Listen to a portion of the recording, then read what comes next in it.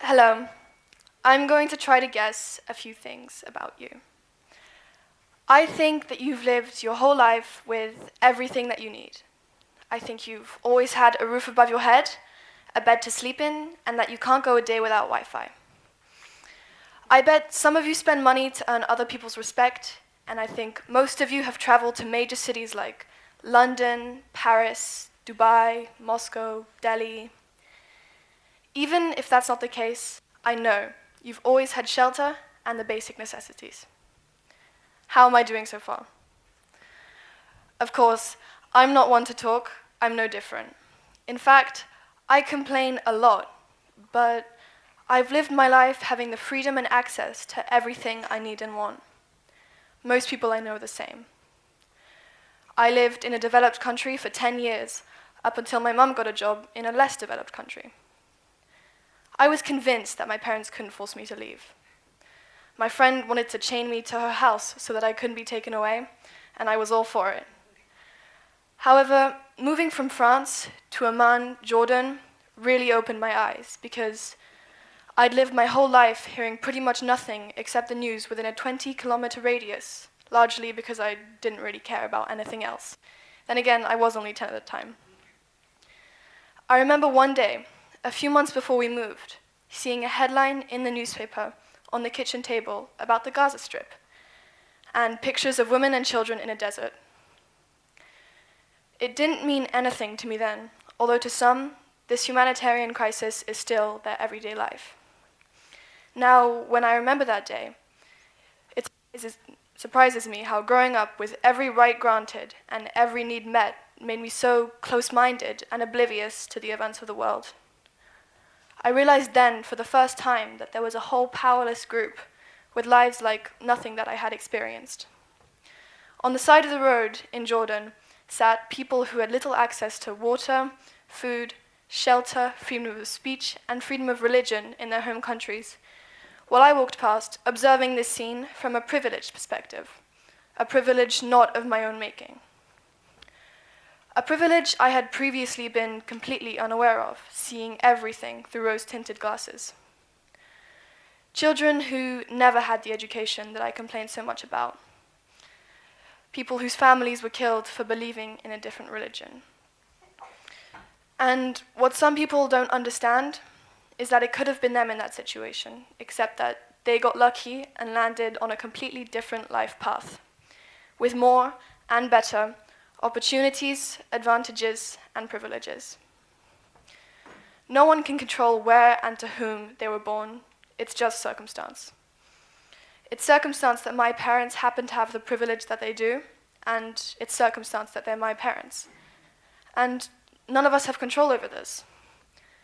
The 4 women killed every day so far this year in Brazil, the Uyghur Muslims now detained in China, the Rohingya peoples now suffering hideous persecution in Myanmar, the Emirati princess captured after escaping her home and not heard from since, and so much more. None of these people chose this. So, what if you were that refugee on the other side of the road? What if you were one of the people in these headlines? What if you didn't have the basic human rights that make your life as easy as it is? What if the people who fought for your rights hadn't done so? The concept of human rights has been held and mulled over by the whole world since the advent of the Magna Carta in 1215, right through to the Universal Declaration of Human Rights in 1946, and even more since then. This slow trajectory leaves some people treating this concept as an option, a non-essential, a comfort which they don't really need to bother about. But the unavoidable truth is, this concept affects everyone.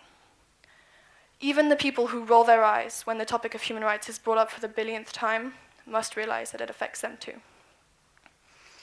But there are so many problems in the world regarding human rights that it's hard to know where to start.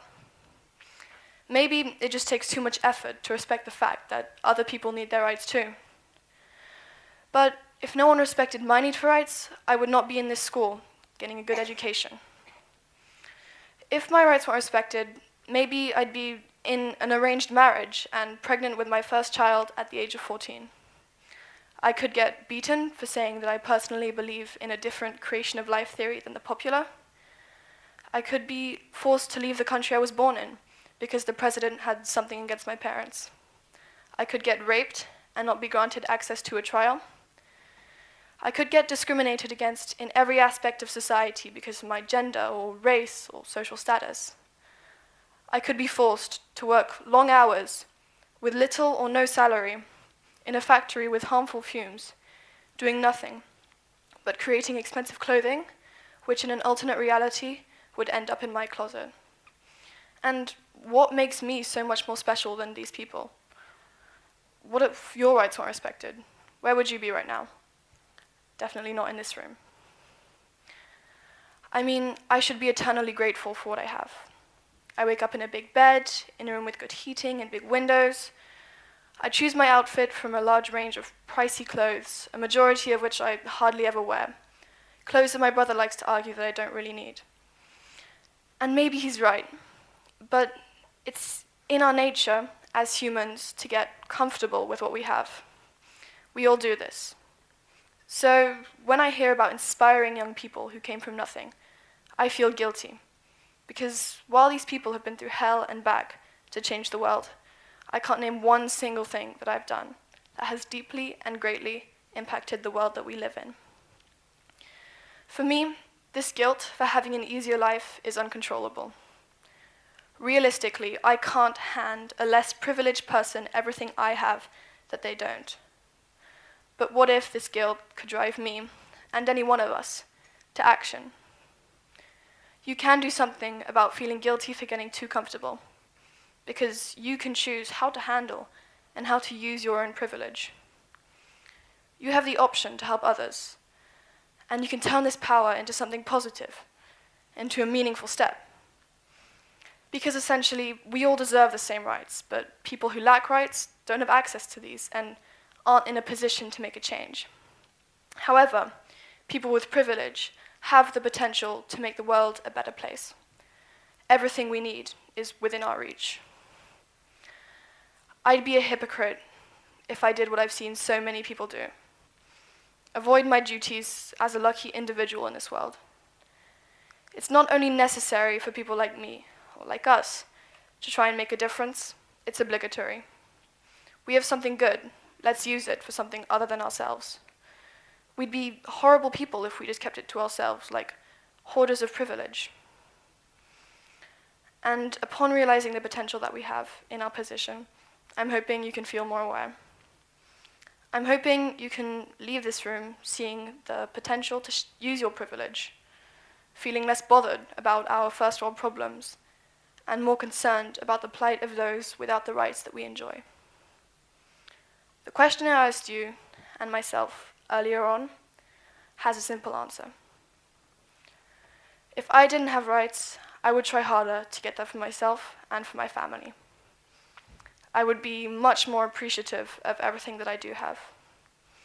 I think if I didn't have the rights and privilege that I do now, I would hate people like the ones in this room, because it would be clear to me that even if they couldn't change things alone, they can change things together as a unity if they cared enough. There is always potential for humans to make a difference, especially for people with privilege, and so many people are solid proof of that. Solid proof that it takes humans themselves, the very fundamental essence of human rights, to make this planet a place where every human being can have the access to the building blocks of a happy life, whether that's water, food, a job, equity, or anything. So I'm asking you to act as though you didn't have these rights. And maybe this talk is the first thing that I've done to try to create some good impact. What are you going to do? We can all make a difference. Over to you.